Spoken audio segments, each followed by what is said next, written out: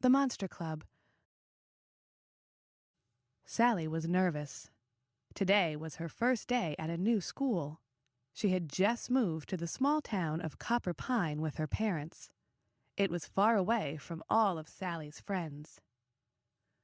"I'm feeling sick today," Sally told her mom at breakfast. She did not want to go to school. She was afraid that no one would like her. "You look fine to me," her mom said. "You better hurry up. You do not want to miss the bus on the first day of school." Sally sighed. She picked up her backpack and put on her lucky red watch. She groaned as she walked out the door. The day passed in a blur. She was too nervous to make new friends, and many kids ignored her anyway. After school, Sally walked along the swamp toward her house. The path grew dark under the tangled shadows of tall trees. Sally soon realized that she was lost. The trees all looked the same. There were no signs to point a way out of the swamp. Sally was scared. She began to run and tripped over a log. She landed near a trail of slimy green footprints. "What is that?" she thought. She followed the footprints to the edge of the swamp. The bank was thick with reeds and high grass. The trail of slime floated out to the middle of the swamp. There, strange bubbles floated on the top of the water. Suddenly, a creature burst out of the water and landed on the shore.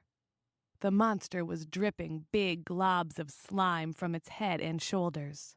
Its face was shaped like a snapping turtle. His small eyes were red and angry.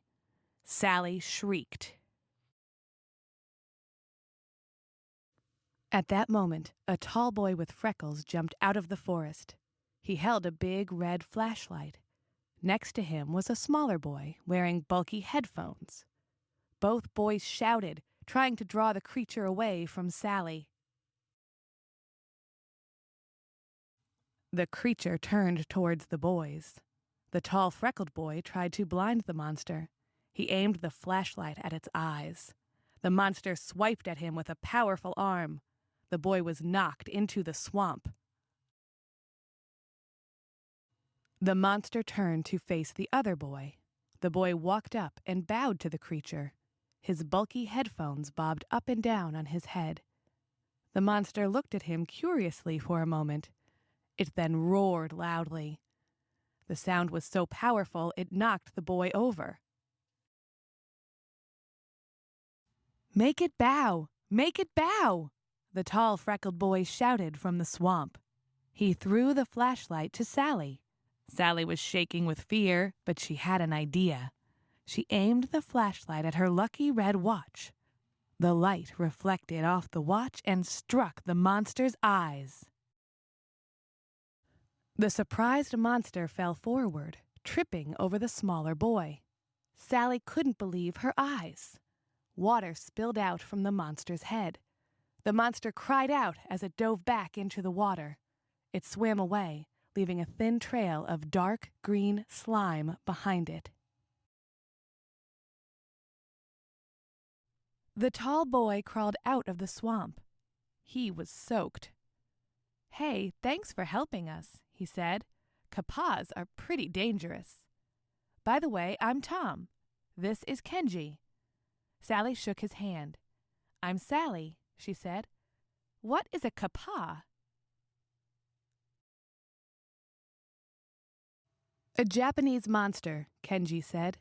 "They can be defeated if you spill the water out of their heads. Copper Pine is full of them. We are part of a club that fights them.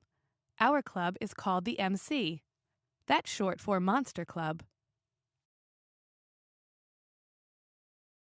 Sally looked at Tom and then at Kenji. "I'm new in town and don't know anyone," she said, "but I can help you get rid of these gross creatures." The two boys glanced at each other. "We've never had a girl in the club," Kenji said. "What do you think, Tom?" "Well, Her move with the flashlight and her watch was pretty good, Tom said. The boys were quiet for a moment. Then Tom said, "I say we give her a try. You're in." Sally was happy. She had just made her first friends. "The Kapas aren't the only monsters in Copper Pine," Kenji said. "There are lots of other kinds, too. It's pretty weird here sometimes." Sally gulped hard. Maybe joining this club was a big mistake, she thought to herself. But it will be a great adventure.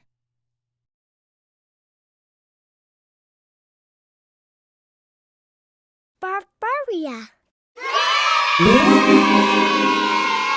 Download FarFaria today. FarFaria.com